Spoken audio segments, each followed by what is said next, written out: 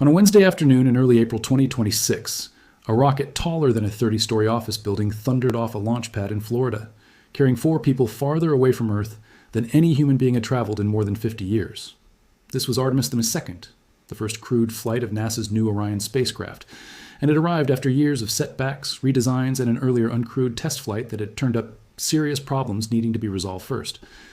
What played out across the following 10 days became one of the most significant human spaceflight achievements since the Apollo era, a genuine return to deep space after a half-century absence, and the specifics of exactly how it unfolded are worth walking through in order, because almost nothing about this mission was improvised. 4 astronauts rode aboard Orion. Reid Wiseman commanded the mission, Victor Glover served as pilot, and Christina Koch flew as a mission specialist, all 3 representing NASA. The 4th seat belonged to Jeremy Hansen of the Canadian Space Agency, also serving as a mission specialist, making him the first person from outside the United States ever to travel beyond low Earth orbit toward the Moon. Their spacecraft carried the name Integrity and sat mounted atop NASA's Space Launch System, the enormous SLS rocket that had already flown once before without a crew during the Artemis II mission back in 2022. This time, 4 human beings were strapped inside. Launch day itself went about as smoothly as anyone could have hoped for a rocket, with the SLS's reputation for scrubbed countdowns and stubborn fuel leaks. Heading into that Wednesday, plenty of observers braced for delays. Instead, after engineers resolved a minor concern involving a battery reading tied to the launch abort system, quickly determined to be a faulty sensor rather than an actual hardware fault, and once weather conditions improved through the day, the countdown ran cleanly from start to finish. Liftoff came at 6:35 p.m. Eastern Time, comfortably inside the opening portion of a 2-hour launch window. Even pilot Victor Glover later admitted, speaking from orbit, that the sheer smoothness of the countdown had genuinely surprised the crew, since an SLS launch going that well on the very first try isn't something anyone takes for granted. Once safely in orbit, Orion spent roughly its first full day circling Earth, giving flight controllers time to run through spacecraft checks before committing to the journey toward the Moon. During that early phase, the solar array wings extending from Orion's European-built service module, the component responsible for powering and propelling the spacecraft, unfolded completely and locked into place, immediately beginning to generate electrical power. Fully extended, those wings gave the spacecraft a wingspan of about 63 feet. With systems confirmed healthy, controllers gave the green light for the mission's first truly critical maneuver, the translunar injection burn, executed the following day, which committed Orion to leaving Earth orbit for good and heading outward toward the Moon. Somewhere around this burn, one of the crew members captured a particularly striking photograph looking back toward Earth, showing a pair of glowing auroras near the planet's poles, a faint band of zodiacal light as Earth briefly passed in front of the Sun in the frame, and even Venus visible in the same shot. The days that followed made up what NASA referred to as the Outbound coast, the multi-day stretch covering the roughly 250-mile gap between Earth and the Moon. Far from idle downtime, this period was packed with tests specifically designed to check systems that the uncrewed Artemis Swiner flight simply had no way to validate without actual people aboard. The astronauts practiced manually flying Orion, temporarily taking control away from its automated systems, tested communications at lunar range, and rehearsed trajectory correction procedures. Christina Koch was photographed during this stretch, gazing out one of Orion's main cabin windows, watching Earth recede as the crew pressed onward. There were lighter moments too, including a video call with Canadian schoolchildren, a fitting touch given Jeremy Hansen's role as the mission's international astronaut and a small physical keepsake the crew brought along, an Apollo 8 silk patch that had already flown to the Moon once before with astronaut Jim Lovell, who had recorded a personal wake-up message for the Artemis II crew shortly before his death the previous year. Then came April 6th, 6 days into the flight, and the day that became the unmistakable centerpiece of the entire mission. Just before 1 p.m. Central Time, the crew crossed 248,755 miles from Earth, officially eclipsing the record for the farthest distance any human being had ever traveled from the planet, a mark that had stood untouched since Apollo 13 set it back in 1970. From there, Orion pressed on toward its closest pass by the Moon, swinging around its far side, the hemisphere permanently hidden from view on Earth, giving the astronauts a direct, unaided look at terrain no human eye had ever taken in before, previously seen only through robotic spacecraft imagery. As Orion closed in, NASA noted the Moon would appear to the crew roughly the size of a basketball held at arm's length. More than halfway through the flyby, Orion slipped behind the Moon and entered a scheduled 40-minute communications blackout, the same predictable radio silence that occurred during Apollo missions and Artemis I alike, caused simply by the Moon physically standing between the spacecraft and NASA's deep space network on Earth. It was during that blackout, invisible to live tracking, that Orion actually reached its closest point to the lunar surface, passing about 4,067 miles above the ground at a relative speed to the moon of roughly 3,139 miles per hour, even though its speed relative to Earth remained a much faster, 60,163 miles per hour. 2 minutes later, still hidden behind the moon, Orion reached the mission's outright maximum distance from Earth, 756 miles, more than 4,000 miles past the old Apollo 13 mark, briefly making the 4 people aboard the most distant human beings from Earth in recorded history. When Orion finally swung back into view from behind the moon, Mission Control in Houston reacquired the signal quickly and restored full contact with the crew. What followed wasn't a routine instrument check so much as one of the most memorable stretches of the entire flight. The astronauts narrated the lunar terrain sliding beneath them in real time, at one point pointing out 2 small, previously unnamed craters near the sprawling Oriental Basin, an impact structure nearly 400 miles wide, straddling the boundary between the moon's near and far sides, and comparing it to the older, more weathered Hertzsprung Basin nearby. Pilot Victor Glover remarked that some of the lunar peaks below looked almost snow-covered under the harsh, shadowless sunlight. The crew photographed the surface extensively, switching between professional digital cameras and, in a detail that drew plenty of attention afterward, their own personal phones. They also witnessed and photographed an Earthrise, deliberately attempting to recreate the iconic image captured during Apollo 8, along with an hour-long solar eclipse as Earth briefly blocked the sun from their vantage point. Later that evening, President Donald Trump placed a congratulatory call to the crew aboard Orion following the flyby. With the lunar portion of the mission behind them, Orion exited the moon's sphere of gravitational influence and began the multi-day journey home. The return trip wasn't purely passive, either. Over the following days, the crew and mission controllers worked through a series of planned trajectory correction burns spaced across the return leg, fine-tuning Orion's path toward Earth. The crew got one scheduled off-duty rest day partway through the trip back, followed by a day devoted to more hands-on work, and including a demonstration of how they would assemble an emergency radiation shelter inside the capsule if a solar event demanded it, along with additional manual piloting drills. In one lighthearted exchange during their return leg, flight controllers in Houston sent up what NASA joked was likely the longest person-to-person message in human history, and the crew also took part in a ship-to-ship style call with the expedition crew currently stationed aboard the International Space Station, briefly linking together 2 active NASA human spaceflight missions in real time. On April 10th, the mission's 10th day, the astronauts suited up in their spacesuits and compression garments ahead of the flight's most physically punishing phase, reentry.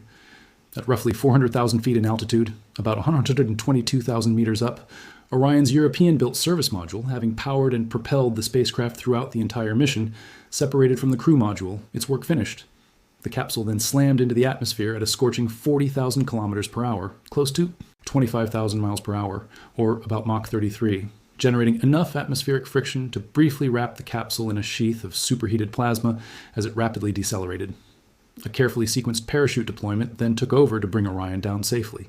2 drogue parachutes first slowed the capsule to roughly 480 kilometers per hour, followed by 3 smaller pilot parachutes, and finally 3 large main parachutes that eased the descent down to a gentle 27 kilometers per hour, about 17 miles per hour, right before splashdown. At 7:53 p.m. Eastern Time, Orion splashed down in the Pacific Ocean off the coast of San Diego, closing out a journey NASA calculated at approximately 695,081 miles total, covering launch, the outbound trip, the lunar farside flyby, and the full return home.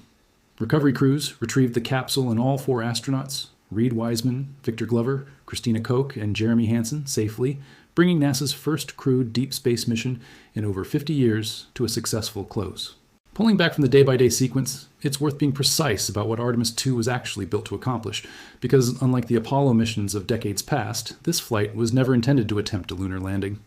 Artemis II was explicitly a test flight designed to confirm that Orion, along with its life support, navigation, communications, and re-entry systems, could safely carry a human crew through an entire lunar distance mission before NASA commits astronauts to an actual surface landing. Every major event across the 10 days, the translunar injection burn, the manual piloting exercises, the trajectory corrections, the radiation shelter drill, and above all, the high-speed re-entry and splashdown, existed specifically to catch any remaining problems with human-rated hardware that the uncrewed Artemis I flight in 2022 simply had no way to reveal without people actually aboard. That framing matters because Artemis I hadn't gone perfectly. That earlier uncrewed test turned up genuine concerns, particularly around Orion's heat shield, which showed unexpected patterns of char loss and cracking during reentry that took NASA engineers a significant amount of time to fully diagnose and correct before officials felt comfortable putting a crew on the next flight. The years separating Artemis I from Artemis II were spent largely working through exactly that kind of troubleshooting, along with further delays connected to environmental control systems and batteries in the launch abort system, the same general category of hardware that briefly raised a flag during Artemis II's own countdown before being cleared as a non-issue. Getting Artemis II off the pad on April 1, 2026, after slipping past earlier target windows in February and March, marked the finish line of that entire multi-year process of identifying problems and proving they'd been fixed. With Artemis II now complete and engineers combing through its data, NASA's focus shifts toward Artemis III. The mission expected to attempt an actual crewed lunar landing using one or more commercially built landers developed through private industry partnerships. Beyond that sits Artemis IV, slated to become the first crewed moon landing since Apollo 17 back in 1972, with astronauts carrying out scientific fieldwork on the surface before heading home, followed by Artemis V, intended to land another two-person crew on the moon and begin constructing the earliest pieces of a permanent lunar outpost. NASA has said it hopes to settle into roughly annual missions from Artemis V onward, part of a broader ambition not just to revisit the moon the way Apollo once did, but to establish a lasting human presence there, using everything learned across the Artemis program as a stepping stone toward an eventual crewed mission to Mars. For now, though, the simplest summary is also the most historic one. 4 astronauts, 3 American and 1 Canadian, traveled farther from Earth than any humans in history, swept past the moon's far side close enough to glimpse terrain never seen with the naked eye before, put a brand new human-rated spacecraft through every critical phase of deep space flight, and returned home safely to a Pacific Ocean splashdown after 10 days away. Artemis II never put boots on lunar soil, and it was never meant to. What it did prove, with real people strapped inside rather than sensors and software alone, is that NASA's newest generation of deep space hardware genuinely works, clearing away the single biggest obstacle still standing between the Artemis program and an actual crewed landing on the moon for the first time since 1972. It's worth taking a moment to appreciate the sheer scale of the rocket that made all of this possible. Fully stacked with Orion riding on top, the Space Launch System stands roughly 322 feet tall, and at the moment of liftoff, it produces around 8.8 million pounds of thrust, more than 15% greater than the thrust. Generated by the Saturn V rockets that once carried Apollo crews toward the moon, that thrust comes from 4 RS-25 engines mounted on the rocket's core stage, engines whose design traces directly back to the Space Shuttle program, working alongside 2 solid rocket boosters attached to either side, also descended from shuttle-era hardware.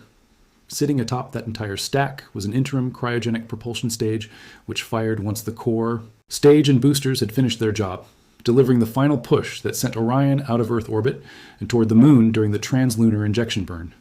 Understanding just how much raw power was involved in launching 4 people off the ground and pointing them toward the moon helps explain why NASA scrutinized every phase of ascent and every burn afterward with such intense care throughout the flight. The 4 small CubeSats that hitched a ride alongside Orion deserve a mention too, even though their mission unfolded almost entirely separately from the astronauts' own journey. Developed through partnerships with international space agencies that signed onto the Artemis Accords, the diplomatic framework governing peaceful cooperation in lunar exploration, these compact satellites, each roughly the size of a briefcase, deployed into a highly elliptical Earth orbit once released from the SLS rocket's upper stage. From there, they carried out independent scientific research and technology demonstrations at varying distances from Earth, a quieter secondary layer of the mission running in parallel with the headline-grabbing crewed lunar flyby taking place at its center. It's also worth remembering just how long a road led up to this single 10-day mission.